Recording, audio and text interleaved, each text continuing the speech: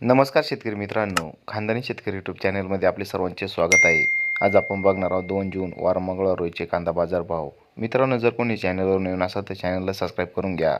यावला आंध्रसूल कांदा उन्हाळी आवक 5,000, किमान दर 252, कमाल दर 1400, सर्वसाधारण दर 1100 रुपये क्विंटल.